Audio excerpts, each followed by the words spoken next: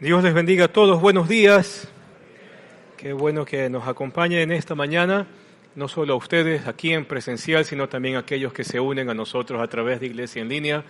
Bienvenidos todos a continuar con esta jornada a lo largo de la primera carta de Pablo a los Corintios, donde hemos decidido tomar toda esta carta que nos va a acompañar algunas semanas, algunos domingos, no solamente para entender lo que la intención del autor, en este caso Pablo, tenía con respecto a su documento, sino también cómo aquello que está allí escrito es también muy relacionado con la forma de vida y cultura que tenemos en pleno siglo XXI, donde supuestamente estamos más civilizados que antes. En todo caso, hoy vamos a continuar con el capítulo 2 de 1 Corintios y nos enfocaremos un poquito en tratar de entender esto de la locura de Dios, si esto lo hubiese, por el hecho de que Pablo va a plantear a lo largo de este capítulo y a lo largo de toda la carta de que esta locura de Dios se manifiesta en que Él quiso salvar al mundo mediante la locura de la predicación de la cruz. Es decir, para Pablo el evento de la cruz y de la resurrección se convierten en el fundamento, base y clave para poder vivir la vida y salir adelante en este mundo loco y chiflado que nos toca vivir.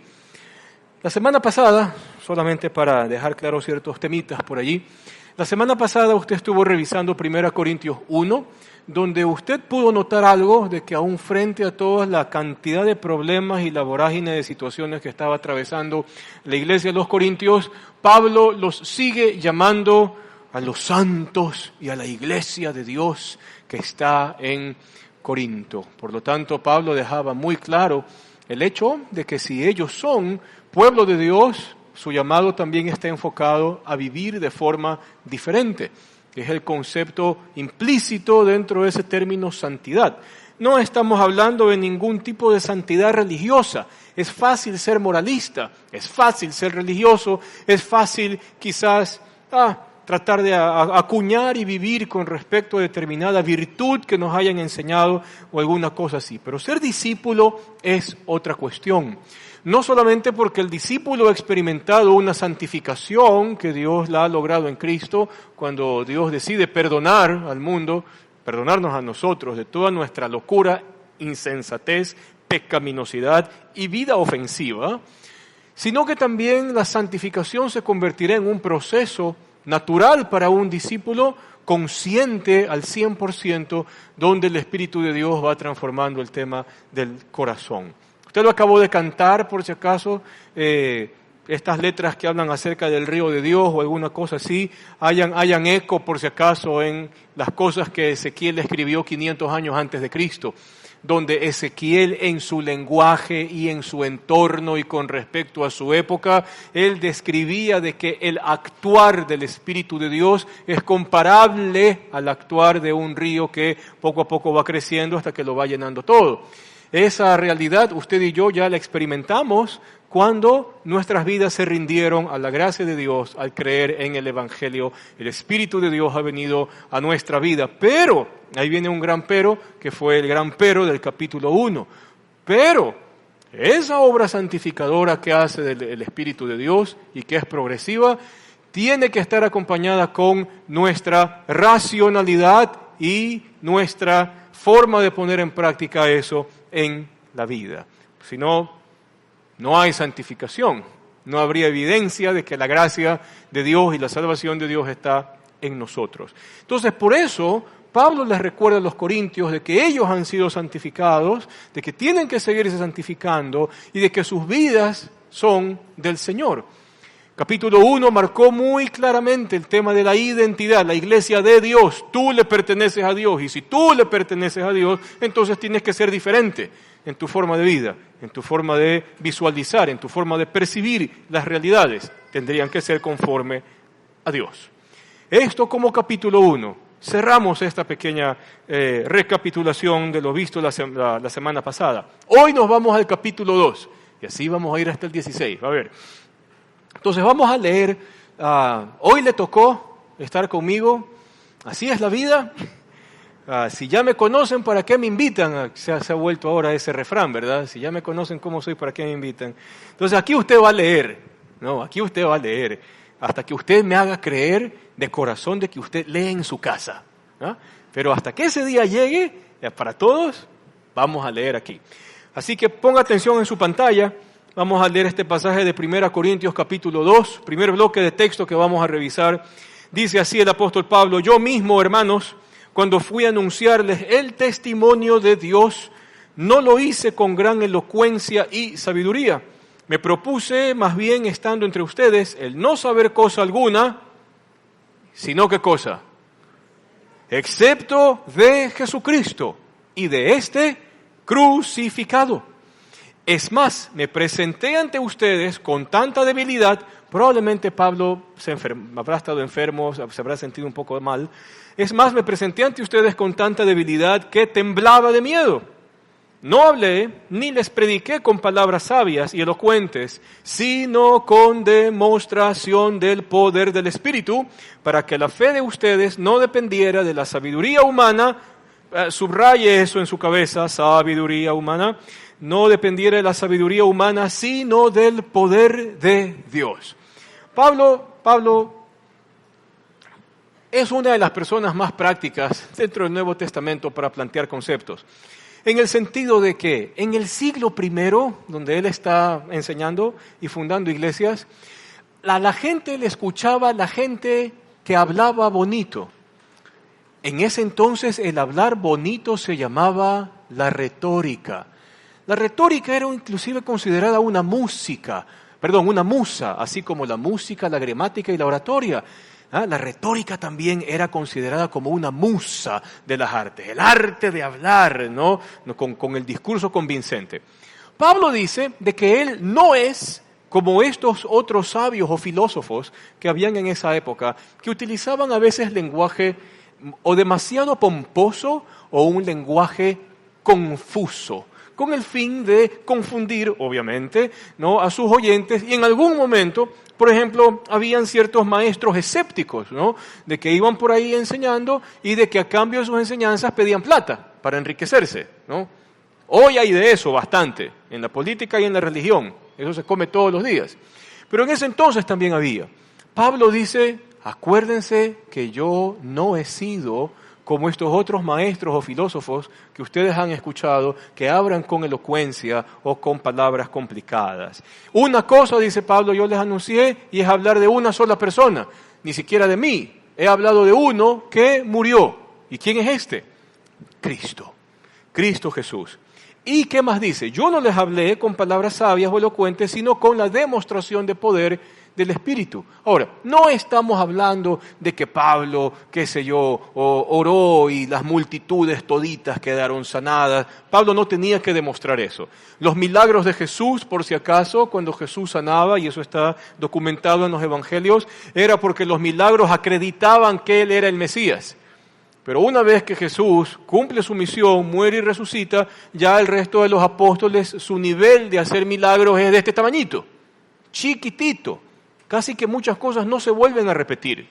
En sí, Dios suele ser así, nunca repite una misma cosa dos veces. Así que Pablo no se refiere a ese concepto de poder del Espíritu, sino que yo tengo que acudir a la misma mente de Pablo para preguntarle: Pablo, ¿qué es para ti el poder del Espíritu? Y uno puede recordar de una carta que algunos eruditos mencionan que se escribió antes que 1 Corintios, que fue la carta a los romanos. Y sucede que en la carta a los romanos el apóstol Pablo dice, algo que muchos de ustedes se lo saben de memoria: no me avergüenzo del Evangelio, porque el Evangelio es poder de Dios para salvación para todo aquel que cree. Entonces, en la mente de Pablo, hablar del poder de Dios es hablar del Evangelio, de la proclamación de lo que Cristo vino a hacer, lo que vino a cumplir, su muerte, su resurrección y el plan que ha dejado para la iglesia. No es ninguna otra cosa. Por eso es que Pablo dice, ¿qué es para él el poder de Dios? Hablar de Cristo y hablar de este crucificado. Es la declaración querigmática la que está de por medio. Poder de Dios. ¿Por qué poder de Dios? ¿Por qué llamarlo así? Porque algo que desde el Antiguo Testamento se entendía era de que cuando venga el Salvador, el Mesías, el Rey escogido por Dios, sería Dios mismo trayendo la solución para resolver el problema del corazón humano. Nuestro corazón que es viciado, que es perverso, que es mentiroso, que está siempre inclinado hacia el mal. Sí, esa clase de corazón, Dios mismo dijo de que Él vendría a resolverla cuando Él se encarne. Por lo tanto, el Evangelio es la clave para lograr el mayor y más grande milagro que puede acontecer en cualquier individuo. El mayor y más grande milagro que puede acontecer en cualquier individuo es que su corazón sea hecho nuevo. Nuevas virtudes, nuevas percepciones, nuevas formas de ver y contemplar la vida, forma de actuar, todo está incluido en este gran tema del corazón. Ahora Pablo establece ahora un principio interesante en medio de este primer bloque de texto. Dice Pablo, agarrando el contexto del capítulo 1, más o menos, ya que ustedes han sido santificados y Dios los ha llamado a ser un pueblo santo, ahora sucede también de que la confianza, es decir, la fe de ustedes, léalo, estamos parafraseando 1 y 2 más o menos, ustedes se tienen que dar cuenta ahora de que la fe de ustedes, la fidelidad de ustedes, la convicción que tienen ustedes, no puede depender de la sabiduría humana. Entonces, si yo soy un discípulo, una de las primeras cosas que yo tengo que hacer, y eso es lo que tratamos de hacer en Casa Iglesia y en grupos de Antioquía dentro de esta iglesia, inclusive Celebra, que está allí, es hacerle entender a usted y a mí, porque yo también soy parte de este proceso, es hacernos entender qué cosas de la sabiduría humana están presentes en nosotros que tienen que ser desechadas. Porque ¿cuál es el único fundamento? Según hasta ahora lo que vamos viendo de 1 Corintios 2, es que mi fe esté asentada en el poder de Dios. ¿Y qué es poder de Dios? El Evangelio que transforma el corazón. Entonces podríamos ir resumiendo esta primera parte. Hay bastante que cubrir hoy día, ¿ya? Así que acompáñenme. Podríamos nosotros ir resumiendo este primer bloque de texto con por lo menos 3 ideas. Primero, Pablo no usa el argumento ¿de quiénes? De los filósofos de la época. Pablo tampoco busca ser admirado por su retórica. Y el fundamento de la sabiduría de Pablo, ¿cuál es?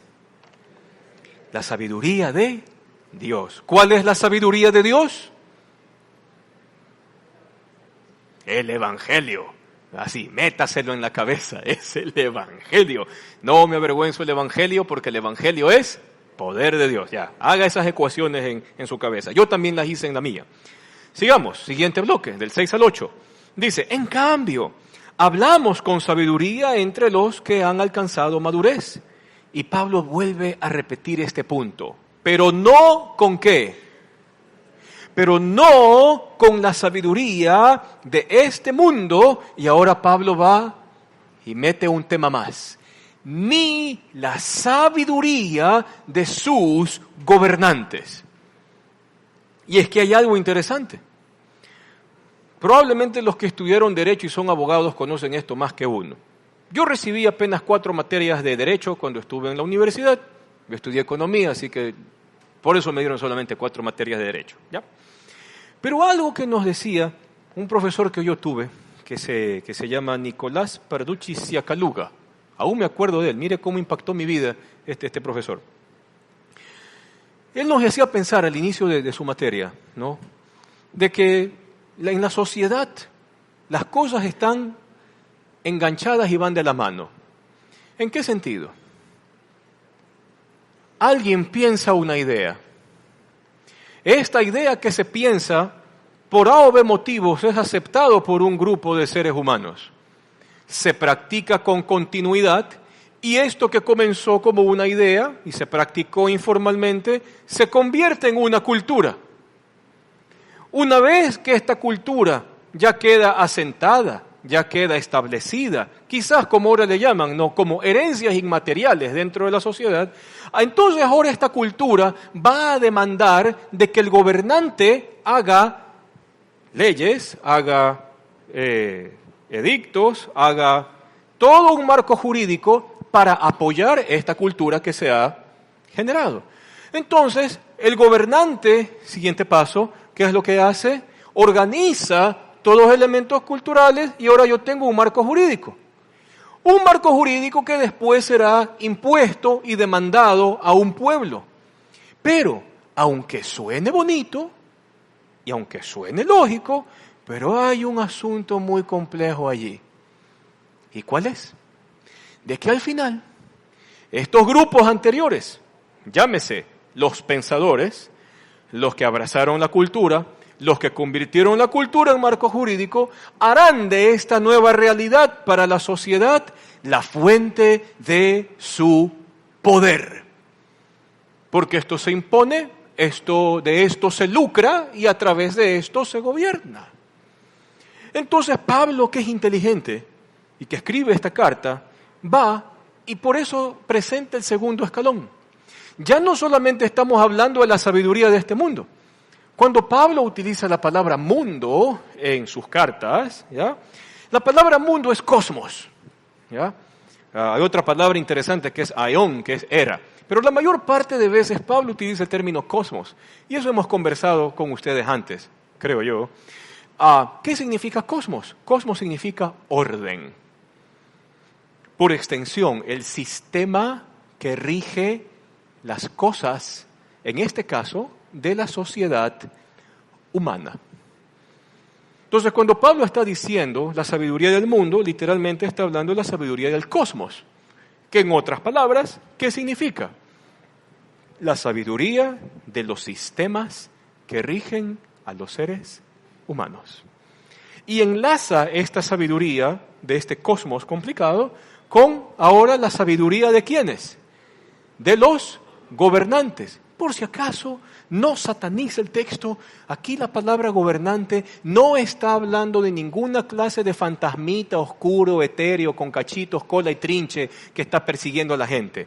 Gobernantes aquí es el César, el Senado, los prefectos, los gobernantes y todas las personas humanas que se debían al derecho romano para gobernar cualquier punto del imperio. Ellos son los gobernantes, no son demonios, ¿ya? Entonces, Pablo, ¿qué está argumentando? Dos cosas. Primera cosa, hay una sabiduría humana y los mejores representantes de esa sabiduría humana son los gobernantes. Así de simple. ¿Vamos bien hasta allí? Ahora, dice allí, Pablo dice, nosotros los apóstoles exponemos el misterio de la sabiduría de Dios, una sabiduría que ha estado escondida y que Dios había designado para nuestra gloria desde la eternidad. Ninguno de los gobernantes de este mundo entendió la sabiduría de Dios, porque si hubiesen entendido la sabiduría de Dios, no habrían crucificado al Señor de la gloria. Y aquí Pablo manda su primer bombazo, ¡boom!, a la mente de los corintios. Lo primero que hace pensar es, vamos a los contrastes, ¿no? Pablo va a establecer un contraste entre la sabiduría del mundo y la sabiduría de Dios. Y vamos a darnos cuenta a lo largo de 1 Corintios de que son dos cosas completamente diferentes y diametralmente opuestas.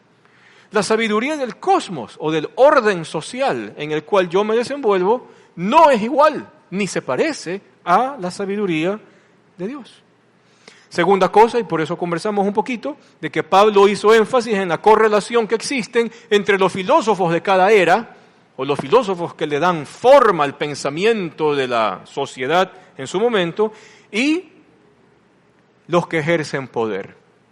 En otras palabras, cuando un gobernante plantea alguna idea o alguna cosa, existe una filosofía detrás de cada declaración. Y aunque los discursos suenen bonitos y suenen demagógicos y suenen lo máximo que ha parido la tierra, terminarán siendo para el beneficio de estos grupos que están por detrás. Llámese pensadores, llámense afirmadores de cultura, que hoy se usan las fundaciones para hacer eso, llámese el mismo gobierno y llámese el marco jurídico que crea el gobierno para proteger esta nueva forma de cultura. Así que, en términos criollos ecuatorianos, todo está embarrado, todo está complicado. Y ahora, Pablo hace una mención interesante. ¿Y cuál es? Si los gobernantes fueran sabios, Y si los filósofos de los cuales los gobernantes dependen, o la filosofía que ellos tienen en la cabeza, fuese coherente, Pablo hace la crítica en el primer siglo. Si hubieran entendido y si hubiesen sido sabios, no hubiesen crucificado al Señor de la gloria. ¿Y cómo es esto? Y es que la lectura es sencilla. ¿Qué, hablando socialmente, qué piezas estuvieron detrás de la muerte de Jesús de Nazaret? Usted tuvo un aparato religioso, que fue el judaísmo del primer siglo. Usted tuvo un aparato religioso que en medio de todas sus inconsistencias terminaron crucificando al Mesías que supuestamente dicha religión esperaba que tenía que venir. Porque simplemente este Mesías no cumplía con mis expectativas. Es igual al día de hoy. Entonces, detrás de la muerte de Jesús está un aparato religioso fallido. Y por otro lado, ¿qué más estuvo detrás de la muerte de Jesús? Viva el derecho romano del cual muchos eruditos y jurisconsultos del siglo XX y XXI, por lo menos de este país, aún siguen acudiendo para entender y aprender y modificar normas legales. ¿Qué pasó con el derecho romano? Terminaron crucificando a un inocente. Eso es la tragedia de la justicia. Y usted lo ha experimentado porque usted lee y ve noticias todos los santos días, donde usted ve de que tenemos un marco jurídico donde, ¿qué pasa? ¿Qué le pasa al inocente en nuestro marco jurídico? En nuestro marco jurídico al inocente le va mal. En nuestro marco jurídico, el que tiene plata, influencia o está con determinados grupos, ese sale avante y le va bien. Por lo tanto, la muerte de Jesús de Nazaret, desde esa lectura, me entrega estas dos realidades. La religión organizada es fallida. Y por otro lado, el Estado que se cree plenipotenciario y administrador de justicia falló porque mataron a un inocente. Para Pablo no hay mayor evidencia de eso. Y hoy vivimos algo parecido, aunque no lo crea. Entonces, para Pablo la muerte de Jesús es la mejor evidencia de que el aparato filosófico, político y aún religioso de su época terminaron haciendo mal y terminaron destruyendo la vida de un inocente. Simple. Pero ¿cuáles son las bonitas conclusiones que Pablo plantea dentro de esta siguiente parte de este capítulo 2? Pablo dice de una forma clara: la sabiduría de este mundo y la sabiduría de los gobernantes quedarán en nada. Y entonces allí viene algo interesante. Porque nuestras vidas, si es que usted y yo somos discípulos de Jesús de Nazaret, nuestras vidas necesitan un lugar de apoyo sólido o una base para establecerse. Y por lo menos Pablo, que es judío, estamos de acuerdo con que Pablo era judío, ¿sí? ¿Y en dónde usted puede encontrar el mejor relato de la historia de los judíos? En el Antiguo Testamento de la Biblia. Ok, en el Antiguo Testamento de la Biblia usted encuentra el mejor relato histórico de cómo le fue al pueblo judío en cualquier aspecto. Vamos desde el aspecto político, pues. Entonces la nación de Israel comienza a formarse allá por el año 1500 a.C. Moisés los saca de Egipto. ¿Qué clase de gobierno tienen? Tienen un gobierno caudillista, uno solo frente al poder. Muy bien, ¿cómo le fue a Moisés? Pobre hombre. A cada rato tomaba una decisión y el pueblo hacía todo lo contrario. Se iban a la idolatría, se iban por aquí, se iban detrás de las mujeres, se iban detrás de la locura, se iban detrás de todo. Entonces ese sistema no funciona. El caudillismo como tal, como anciano, no funcionó. Aun cuando él trató de poner algún tipo de jerarquía con ancianos de 10.000, de 1.000, de 100 y de 50, eso no funcionó. Muy bien, entonces alguien puede decir, la respuesta son los militares. Y por si acaso Guillermo Rodríguez Lara aún vive, ¿no? Usted vivió las épocas, muchos de ustedes se acordarán de las épocas de los triunviratos, de los dictadores que tuvimos, la vuelta a la democracia, y bueno, todas esas cosas medias románticas que a veces se presentan en los colegios, ¿verdad? ¿Sí se acuerda de historia nacional? ¿Sí o no? Muy bien. Entonces, después de Moisés vino Josué. Josué sería como un gobierno militar, porque eso es lo que hizo Josué. Organizó el ejército, la nación, entrar, conquistas, guerras, la tierra. Josué se murió y se fue abajo la nación. ¿Funcionó? ¿Funcionó tener un caudillo militar frente a la nación? No, no funcionó. Después de Josué vinieron los jueces. Entonces Dios tuvo que escoger ciertos hombres por allí que administren justicia, pero eso no era suficiente. Tener jueces que administren justicia en un pueblo ignorante no sirvió para nada. Y la máxima de los jueces es, cada quien hacía lo que bien le parecía. Entonces el pueblo piensa, la solución es la monarquía. Cuando tengamos reyes y monarcas se arregla todo. Y subió Saúl y subió David y hubo un problema ahí con Atalía, luego sube Salomón, luego el reino se divide con Roboam. Es una locura. Yo le pregunto al Antiguo Testamento, ¿ha servido el caudillismo? ¿Ha servido el caudillismo militar? ¿Ha servido la monarquía? ¿Y qué me va a decir el Antiguo Testamento? No ha servido de nada. Entonces Pablo tiene como acervo histórico en su cabeza de que la sabiduría de los gobernantes de este mundo terminan en... Y si la historia, y así de cualquier pueblo, incluido el nuestro, yo no puedo pensar de que la filosofía de los filósofos que intervienen en la política se conviertan en el lugar sólido en el cual yo me puedo apoyar. ¿Cómo dice Pablo que va a terminar la sabiduría humana? Entonces, ¿qué tan solidez de vida yo tengo si yo me apoyo en la nada? Voy a caer. Sería un sinsentido establecer la vida en una filosofía de vida y política que terminará en la nada. Y por lo tanto, en la destrucción de la propia sociedad, a final de cuentas. Entonces, la sabiduría de este mundo quedará en nada. Dios es el que tiene la sabiduría que va a generar un concepto equilibrado de identidad. ¿Qué decía Pablo en su primer capítulo? A los santos, a la iglesia es decir, que le pertenece, la iglesia de Dios que está en Corinto. Esas son declaraciones de identidad. ¿Quiénes son ustedes? La iglesia de Dios. No son la iglesia del fulano, del mengano, del perencejo. No, son la iglesia de Dios. Y si están santificándose, tienen que revisar qué cosas de la filosofía del mundo están en sus corazones. Ahora, Pablo propone, dentro de este escrito, de que estas cosas se comienzan a resolver si la iglesia entiende el concepto del misterio. Y para eso le vamos a preguntar a una carta vecina, aunque es intermedia, pero está por allí, ¿qué representaba para Pablo el concepto de misterio? Dice Efesios 3, tarea para la casa, hasta que yo tenga la plena certeza que usted lee, ¿ya? Léase todo Efesios capítulo 3. Nada más. Le mandaría a leerse toda la carta en esta semana. Son 6 capítulos. Es un capítulo por día hasta el siguiente domingo. Pero, como no quiero ser gravoso ante ustedes, uno solo. El capítulo.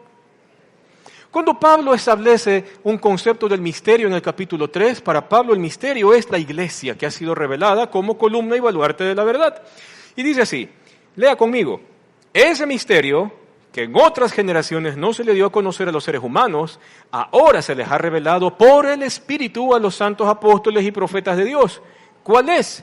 Es decir, que los gentiles, junto con Israel, son beneficiarios de la misma herencia, son miembros de un mismo cuerpo y participantes igualmente de la promesa en Cristo Jesús mediante el Evangelio. En el contexto del capítulo 3, Pablo dice y enseña de que el pueblo de Dios ahora se ha compuesto por judíos que creen en Jesús y por gentiles como nosotros que creemos en el Señor Jesús. ¿Cómo Dios logró esta unión? Porque dice Pablo de que Cristo Jesús anuló los mandamientos y los requerimientos de la ley para poder así crear una nueva humanidad en sí mismo.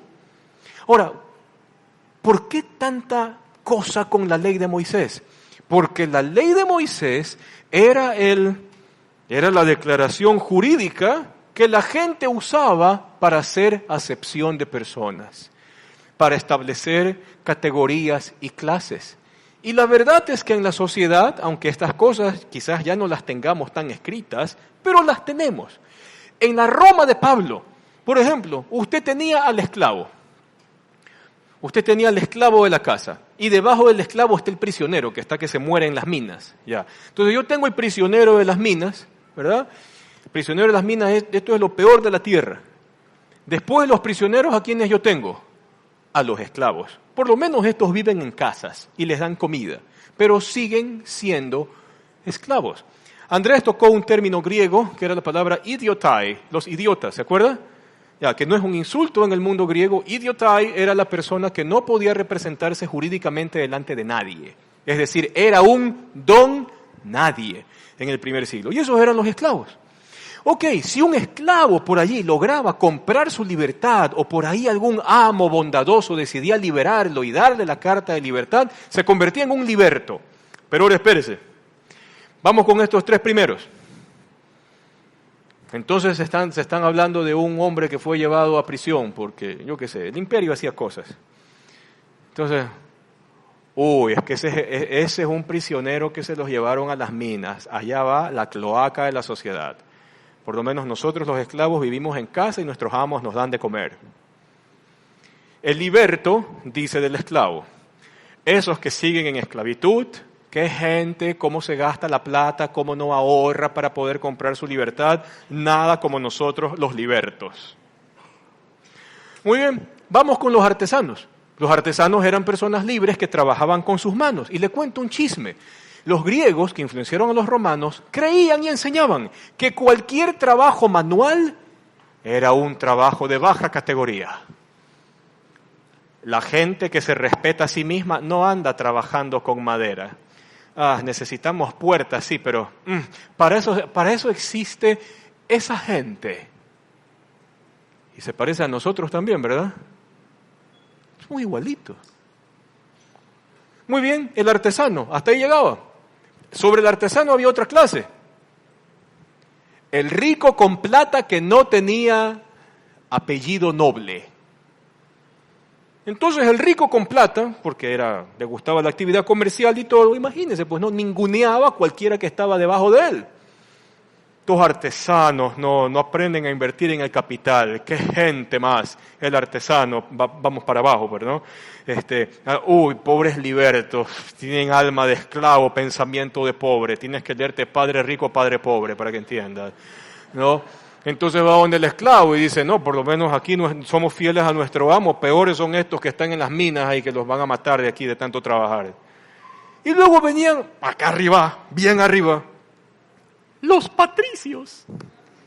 Los patricios eran estas familias nobles que más o menos podían decir, yo puedo trazar mi apellido a 500 años atrás, cuando recién inició la República en Roma.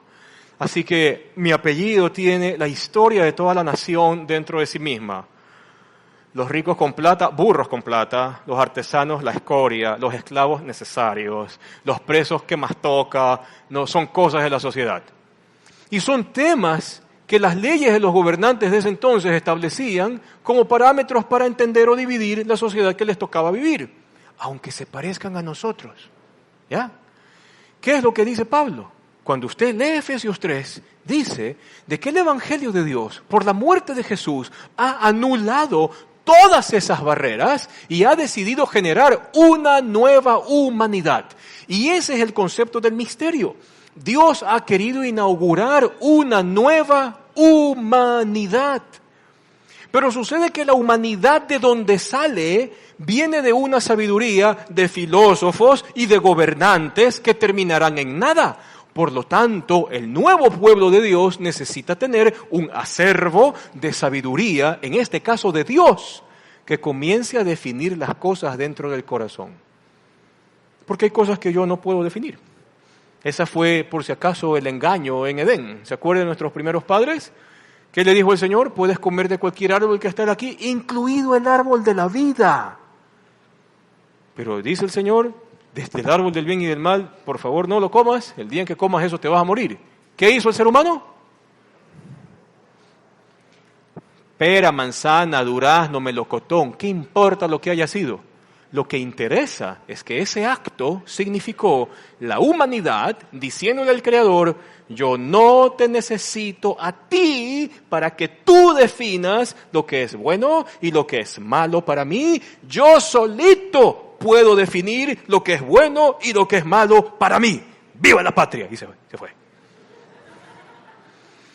Y la gran pregunta histórica es cómo le ha ido al género humano decidiendo lo que es bueno y lo que es malo a lo largo de nuestro devenir histórico. Cuénteme, ¿cómo nos ha ido? Ahora piénselo de forma individual. ¿Cómo nos ha ido a usted y a mí decidiendo qué es bueno y qué es malo para mi vida y mi familia? Me he ido mal. He cometido crasos errores en esta vida. Que Dios me ampare porque Él es bueno. Pero mi vida y la historia me dejan ver que la humanidad no es buena. No sabe decidir cosas como la diferenciación entre lo que es bueno y lo que es malo. La iglesia, por ese lado, al tener la sabiduría de Dios, se convierte en el misterio que define, según la sabiduría divina, aquellas cosas que puedan ser positivas o negativas para la sociedad o puedan ser tiránicas para la sociedad. Entonces, esta sabiduría divina, por si acaso, no es ningún descubrimiento metafísico, ¿no? De que yo estoy allí y me cayó el rayito en la cabeza y temblé y me tiré al suelo y ya, todo cambió. No, no es eso. Tampoco es el conocimiento profundo para uno que otro escogido. Es que tienes que ir donde el iluminado. Es que tienes que ir donde este. La sabiduría de Dios está disponible para todos. ¿Se acuerda de Santiago, el medio hermano del Señor, que escribe una carta? ¿Qué decía él? Si a alguno le falta sabiduría, ¿qué tienes que hacer? Pídesela a Dios. ¿Y qué va a hacer Él? Él te la va a dar sin medida y sin reproche alguno.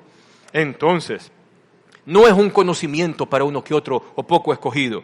El misterio encierra la dinámica de la iglesia dentro del plan de Dios para la humanidad, y el misterio de la iglesia manda abajo las categorías sociales, las filosofías sociales y políticas que no están de acuerdo con la verdad de Dios. En la época de la Rusia socialista, lograron doblegar a todos los grupos habidos y por haber. Con hambre, con guerra, con peste, con los gulags, allá Siberia, ¿no? Esa cosa temida durante años. Toda la gente detrás de la cortina de hierro temía ser considerada un enemigo del gobierno socialista de la Unión Soviética, porque esos enemigos políticos, ¿a dónde los mandaban? Al gulag, ¿no? Allá que se pudran de frío con trabajos forzados. ¿Quién llenó en su mayoría los gulags? Sí habían disidentes políticos, habían cristianos, porque los cristianos no aceptaban ningún tipo de tiranía, no aceptaban ningún tipo de gobierno cuyas ideas estén en contra de la sabiduría divina. Por eso los cristianos se fueron allá. Antes de la caída de la Unión Soviética y la declaración de Mikhail Gorbachev, ¿usted se acuerda de esa noticia? Yo era niño, yo me acuerdo de eso, ¿no? Donde se declaraba esa forma de hacer gobierno que ya no iba más. Antes de eso se había hecho una declaración, obvio que eso no sale en los medios, eso se sabe por misioneros y cosas de gente que estuvo adentro. El gobierno reconoció que no podía contra los cristianos, porque los cristianos valientemente se oponían ante cualquier filosofía, normativa o marco jurídico que se vaya en contra de la verdad de aquel que llaman Dios, Mesías y Cristo, Jesús de Nazaret. Ese es nuestro ADN. Si usted es discípulo, usted está en su corazón con Jesús. Y el tener a Jesús en el corazón demanda de que usted y yo no podemos aceptar ninguna forma de tiranía en cuyo marco filosófico o jurídico se vayan en contra de la verdad de Dios. Punto. Por eso para Pablo, el misterio de la iglesia manda abajo cualquier categoría que no está alineada a la verdad divina. Entonces, pero tengo que pensar, da igual.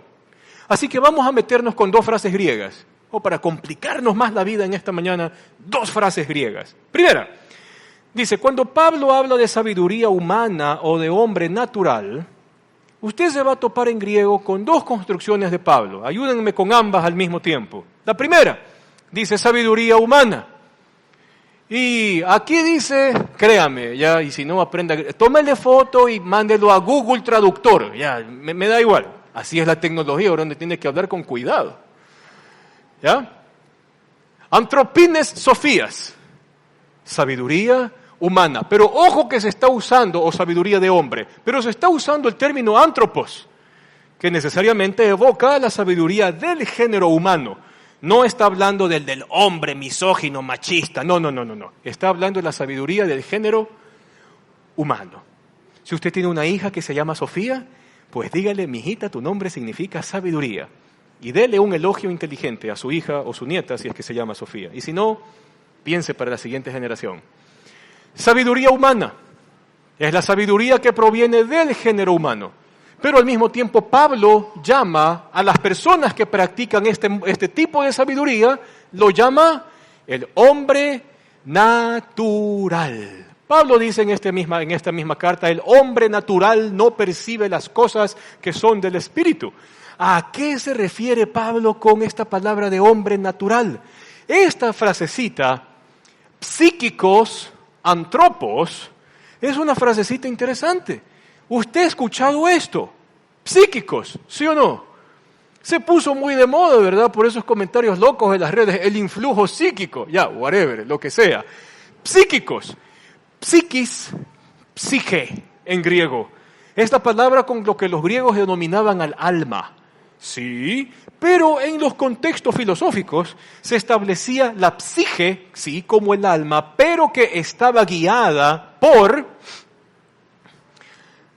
aquello que es natural, aquello que es instintivo, aquello que es sensual. Para nosotros es el gran descubrimiento, para esta gente, la de Corinto, era fácil de entender esto. ¿Qué le está diciendo Pablo a ellos?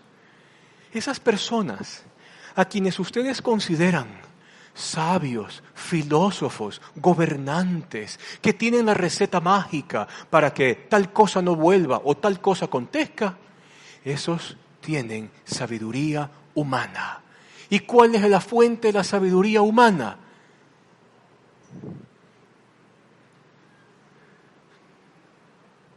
Lo natural, lo instintivo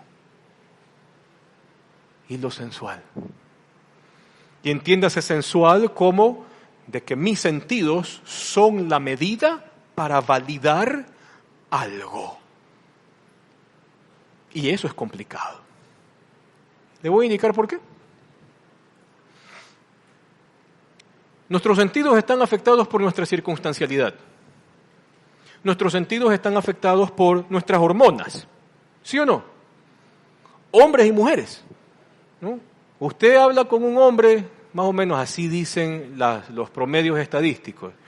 Los hombres a los 48 años más o menos entran en la crisis de la edad madura. Y las preguntas existenciales del hombre se hacen cada vez más fuertes, más complejas y más vacías. ¿Qué he hecho con mi vida? ¿De qué me ha servido esforzarme por estos? ¿Habrá valido la pena dedicarme a esta? No me di tiempo a mí mismo. He quemado los mejores... Y es una tragedia. Pídale un consejo a un hombre que está atravesando la crisis de la edad madura y eso es la nube oscura de tormenta que se viene. ¿Eh? Terrible. Preguntemos lo mismo a una señora que está atravesando el climaterio o está dentro de la llamada menopausia. Pregúntele cualquier cosa. Abuelita, las que son abuelas jóvenes, ¿ya? Tengo que cuidarme en sano. Abuelita, ¿cómo escojo a mi pareja, abuelita? Mijita, olvídese de eso, todos los hombres son iguales. ¿no? Entonces, aguántese un rato. Obvio que nos reímos, porque es chistoso. Pero yo debo de llegar a un razonamiento de esto. Mi naturalidad, mis instintos, mis sentidos no pueden ser el fundamento de una filosofía de vida, porque esta nota es cambiante. Es inconstante. Santiago hace la crítica. El ser humano es inconstante en todos sus caminos. No se equivocó, es cierto.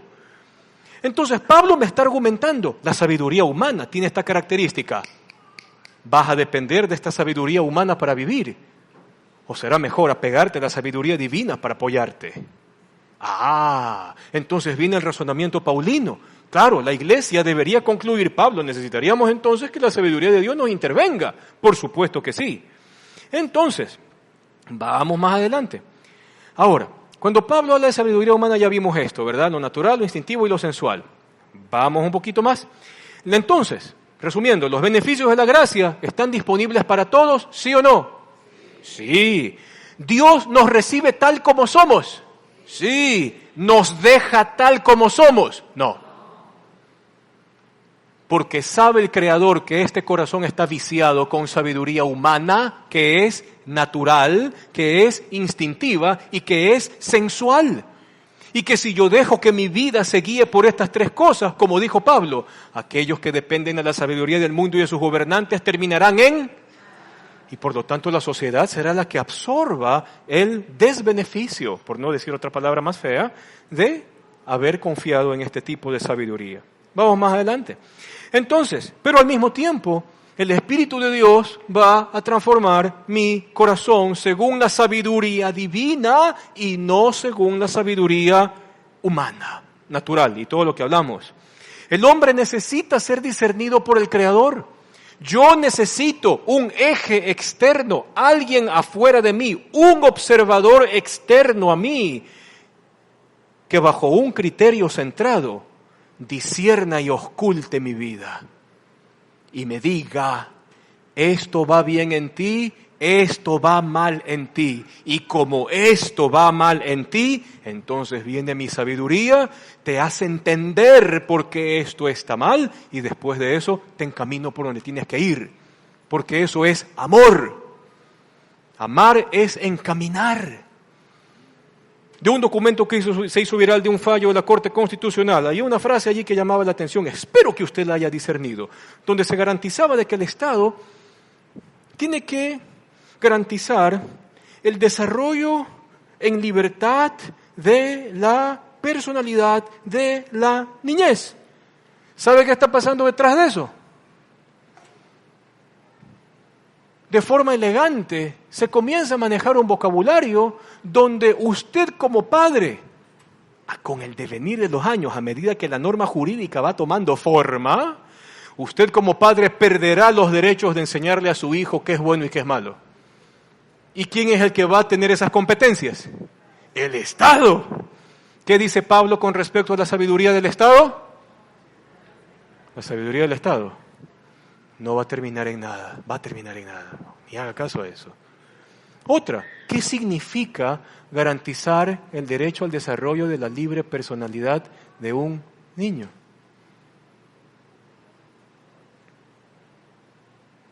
Ahora, a esto súmele un elemento más. Hay una gran diferencia entre educación sexual y sexualizar la niñez. Son dos cosas completamente diferentes. Hoy, como la gente no sabe discernir filosofía, asume que los derechos a la información de la niñez son parte de la educación sexual que reciben. Y comienzan con un elemento de, no, la niñez tiene que experimentar la sexualidad. Y para eso el Estado garantiza de que estas cosas acontezcan a los niños desde tal edad y tal edad. Interesante. Porque después de eso ya va a haber luego un poco de fundamento filosófico detrás de toda esta locura que pasaba en Corinto y que pasa en nuestros días. ¿Ya? En la época del apóstol Pablo,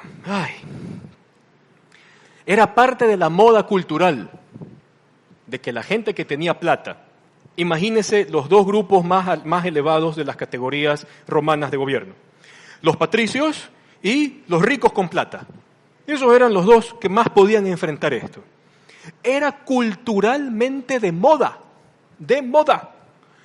de que si yo era el padre de familia, yo tenía el derecho de conseguirme un amante de mi mismo sexo y que sea adolescente.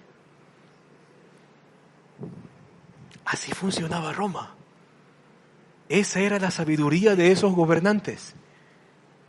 También estaba permitido que si yo por algún motivo me encontraba una niña, porque siempre el desprecio por la vida humana desde su concepción y nacimiento, eso ha estado siempre.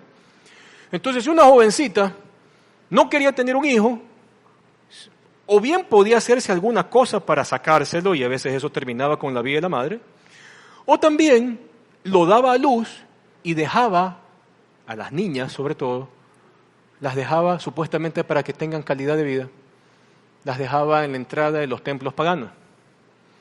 Entonces venía un sapo, siempre han habido los sapos. Venía un sapo y este sapo se llevaba a la niña, la criaba y a los 12 años comenzaba a hacer plata con ella. La prostituía y se convertía en el negocio redondo por el cual había invertido toda la vida. Hoy nosotros tenemos una sociedad sexualizante, donde con un lenguaje encubierto de educación sexual estoy incitando a una niñez a que pierdan su virginidad mental y se metan a experimentar cosas que los padres deberían, se entiende, padres centrados, ¿no? Padres centrados que deberían tener más o menos el control del desarrollo de pensamiento en cuanto a su sexualidad a lo largo de la vida, no lo tienen, y entonces esos huecos los llena la sociedad, el colegio, los amigos y todo. Y hoy yo tengo niñez. Antes las estadísticas decían que para los 11 años el 70% de los niños habían probado pornografía. Hoy tengo un 70% de niños varones que ya han probado sexualidad y sexualidad con niños del mismo sexo. No sé si me hago entender. Roma y el siglo XXI no ha cambiado nada. Sigue igualito. Le cuento otra, porque hablamos de la relación eruditos, cultura, marco legal, tema jurídico. Un antropólogo y un sociólogo se ponen de acuerdo y hacen un estudio. Porque ahora hay estudio para todo, hasta para decir que el aire que respiramos y siendo puro nos hace daño. Sí, hasta para eso hay estudios chiflados. Un antropólogo y un sociólogo se ponen de acuerdo y comienzan a decir, el ser humano de forma natural no puede ser monógamo. Y dejaron allí. Un grupo de gente escuchó esto y le pareció chévere. Y un grupo de gente dijo, hagámoslo cultura. ¿Cómo lo hicieron cultura? Y nacieron los swingers en Estados Unidos y en Europa. ¿De qué se trata esto? Ponen la llave en una pecera de vidrio, las llaves del carro de las distintas parejas que van a participar en esta locura. Entonces luego van sacando un llavero diferente al de ellos. Entonces y con el llavero diferente al de ellos dicen, entonces yo me acuesto con tu mujer y tú te acuestas con mi mujer. ¿Por qué? Porque los filósofos de este mundo dicen que nosotros los seres humanos no nacimos para ser monógamos. Entonces, ¿qué mejor de garantizarnos para nosotros parejas limpias para que podamos tener, y bajo nuestro consentimiento, para que podamos tener relaciones con otra persona que no sea mi pareja? Suena lindo. Ahora ya hasta culturalmente, ya se está hablando de los poliamores. ¿Ha escuchado eso? Sí, ¿verdad? ¿Qué le parece? Horrible. Porque eso no está de acuerdo con la filosofía de Dios. Y por los efectos que produce. Los efectos los vamos a ir hablando en los siguientes capítulos. Hoy apenas son bases filosóficas. El hombre necesita ser discernido por un ente externo. A este externo lo vamos a llamar Dios, Creador, Salvador, que tiene su forma de decirnos y de transformarnos para bien. Ahora, Dios ha preparado para los que le aman el misterio de la iglesia. Claro, porque la iglesia es la que va a saber tratar estos temas. Y por esa razón vamos a revisar de forma rápida estos pilares filosóficos de la agenda woke.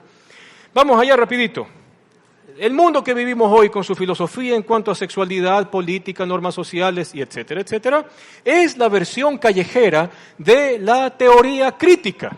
Ya vamos a ver cuáles son aquellos que le han dado forma a la teoría crítica.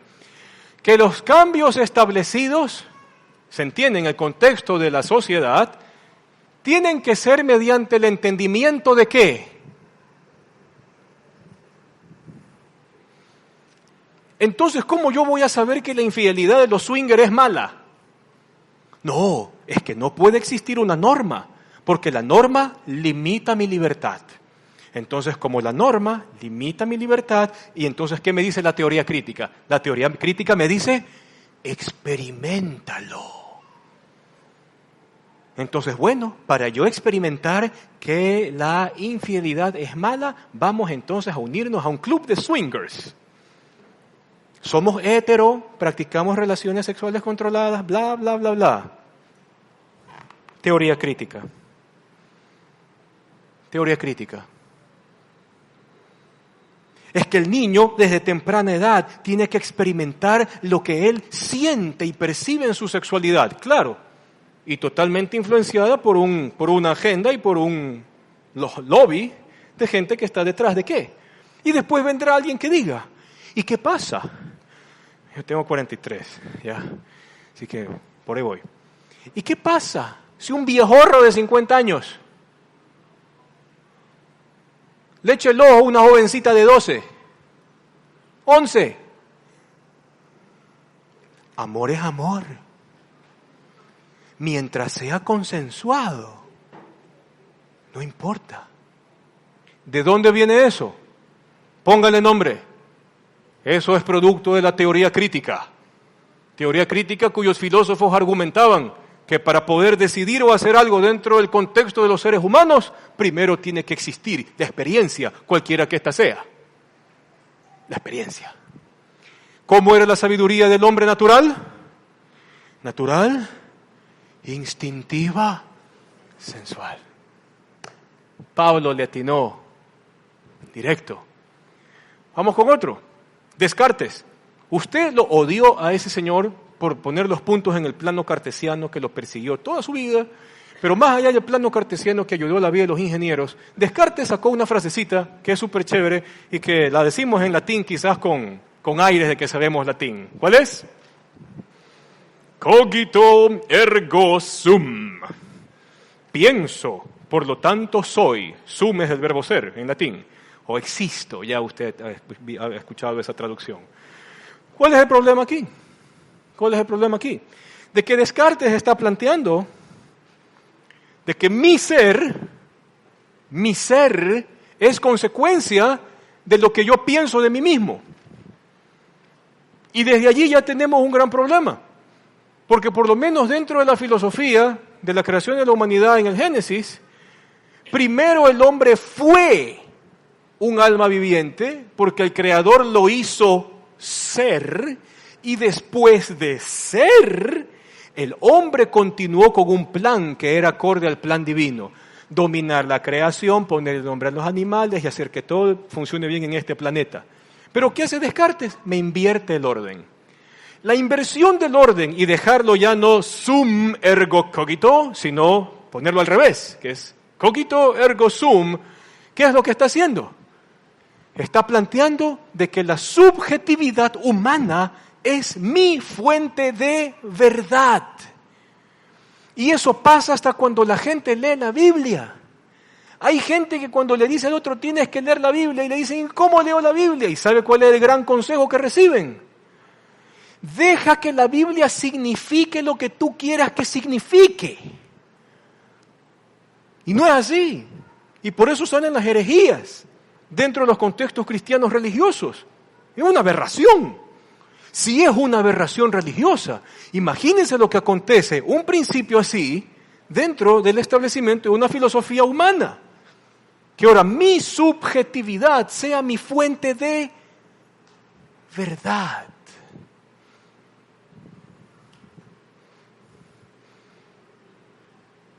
¿Qué hacemos? ¿Qué hace un ginecólogo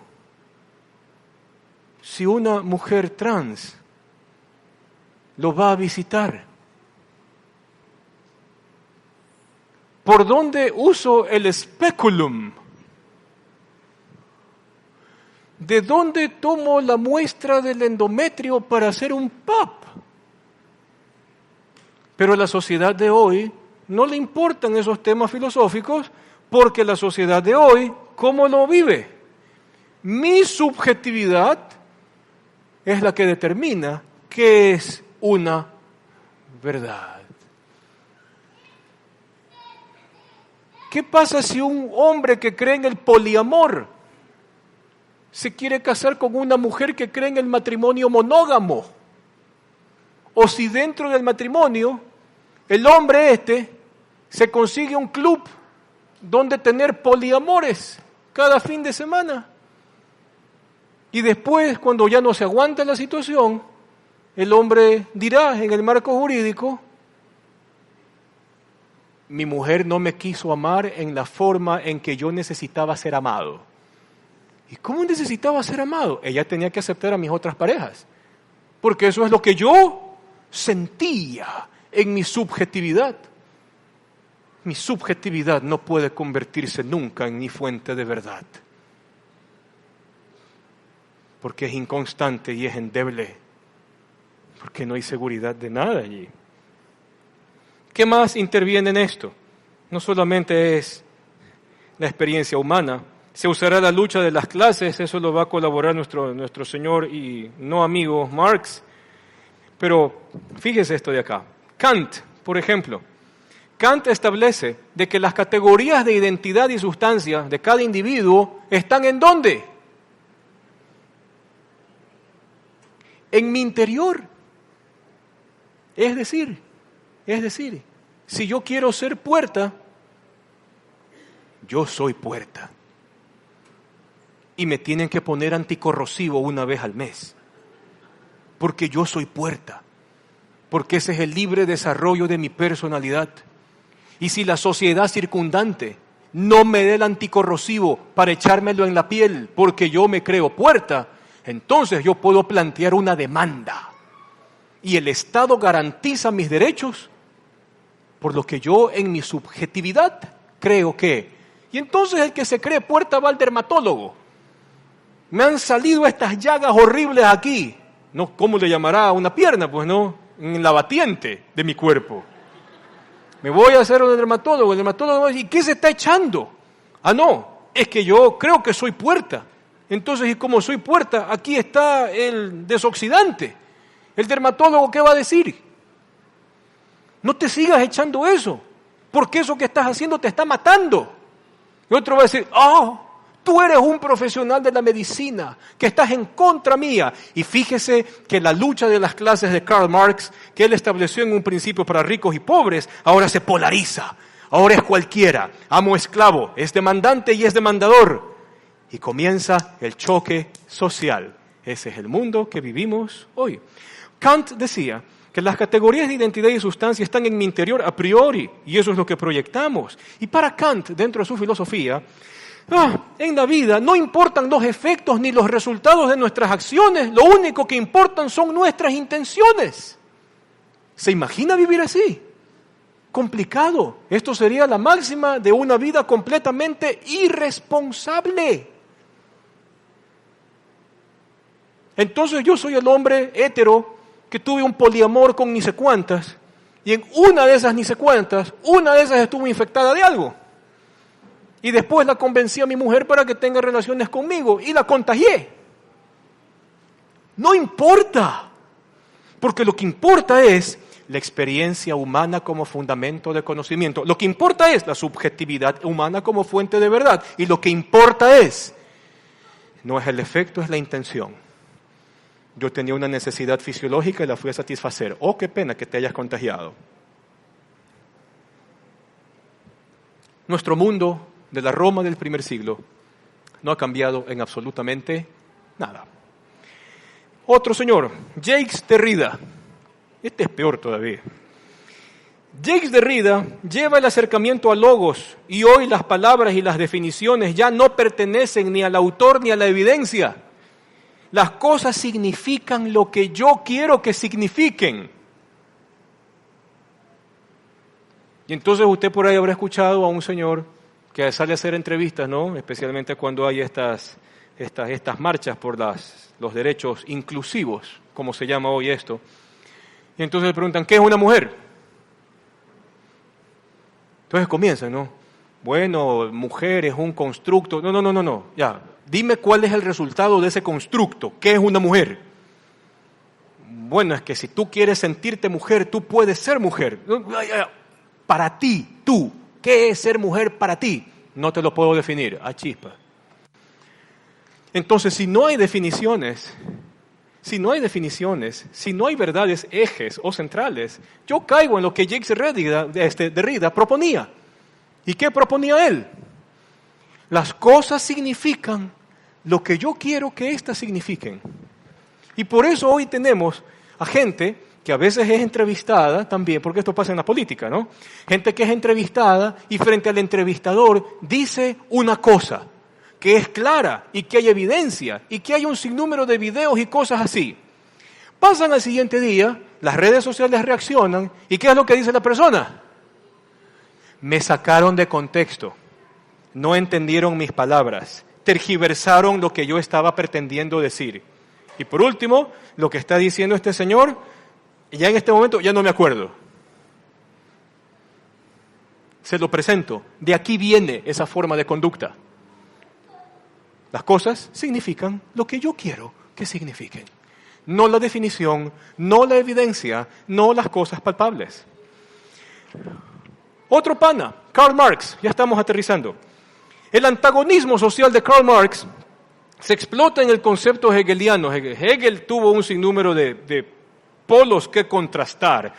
Entre ellos, y el que se hizo más famoso hasta el día de hoy, es el concepto amo-esclavo.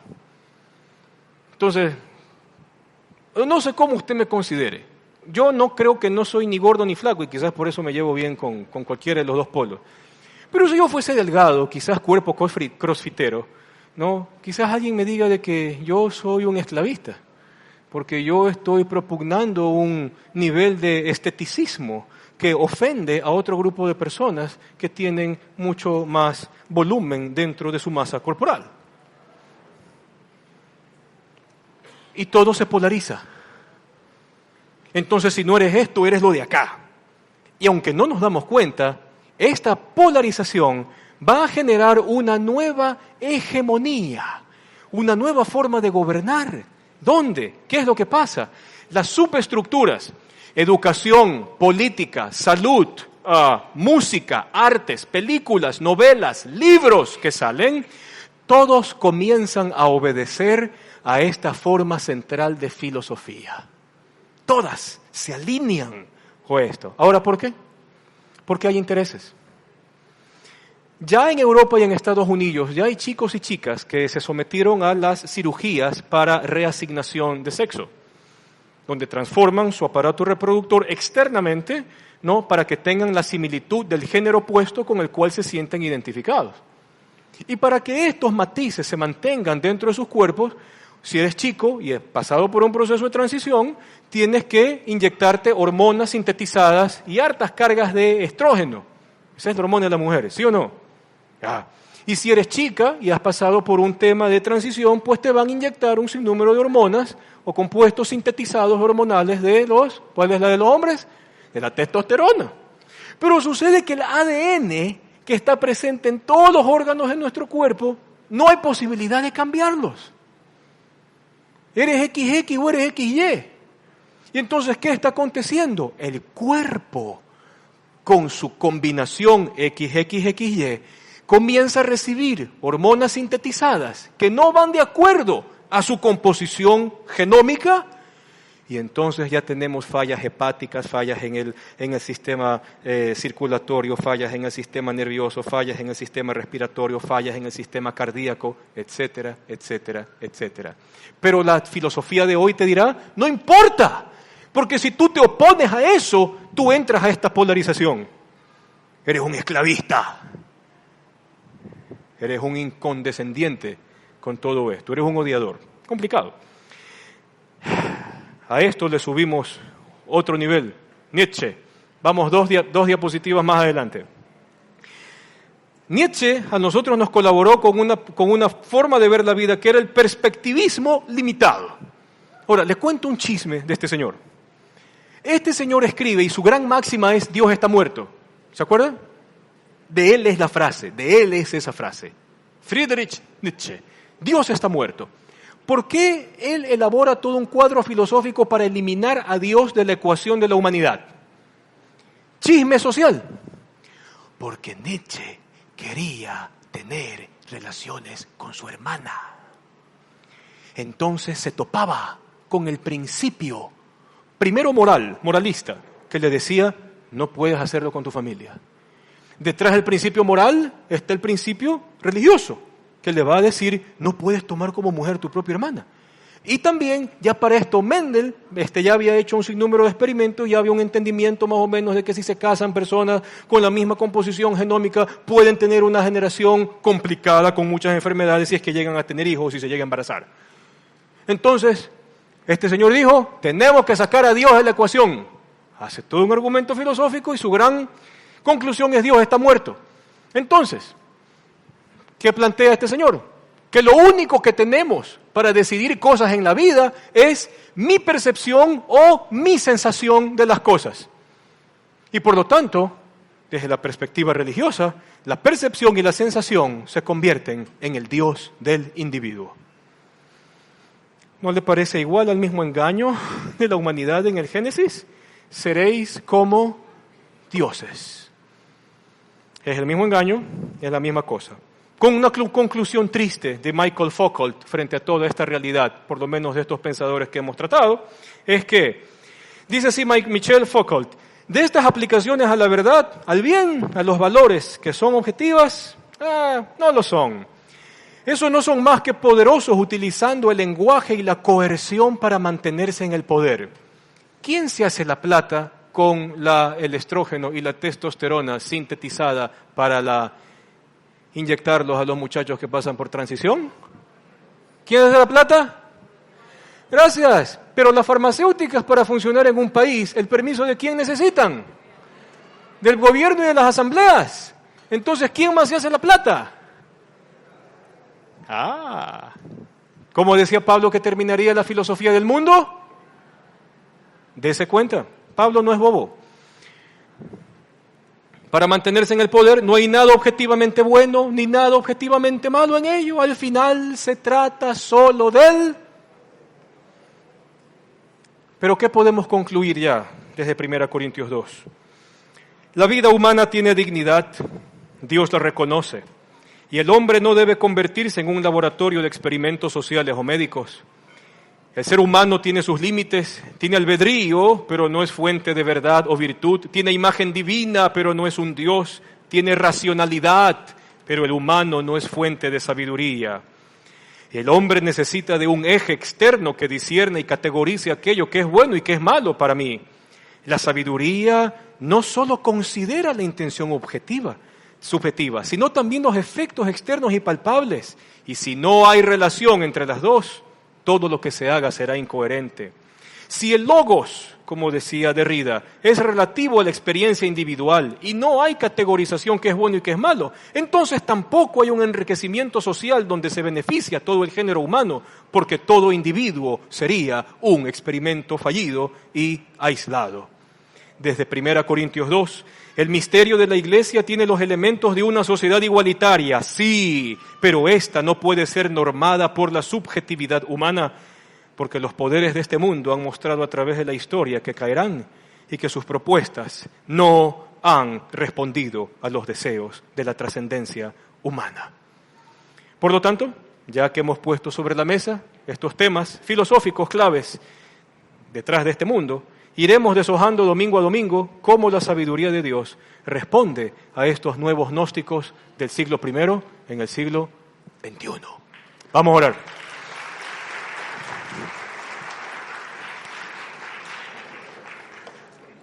Le agradezco con todo el corazón por su paciencia y por su virtud de quedarse aquí.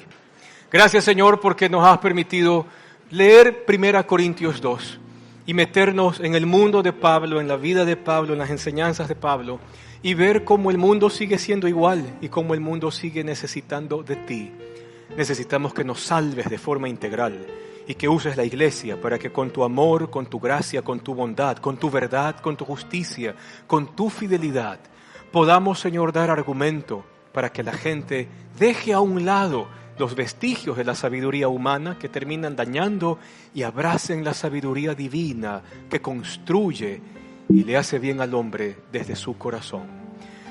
Nuestras vidas están en tus manos, que nuestro corazón se abra a tu sabiduría y que podamos discernir el mundo que vivimos bajo tus ojos y que hagamos las cosas que tú demandas que tu iglesia haga por el bien de la sociedad. Llévanos con bendición a casa y bendícenos en esta semana, te lo pedimos en el nombre de Jesús. Amén, amén. Dios le bendiga. Chao, chao.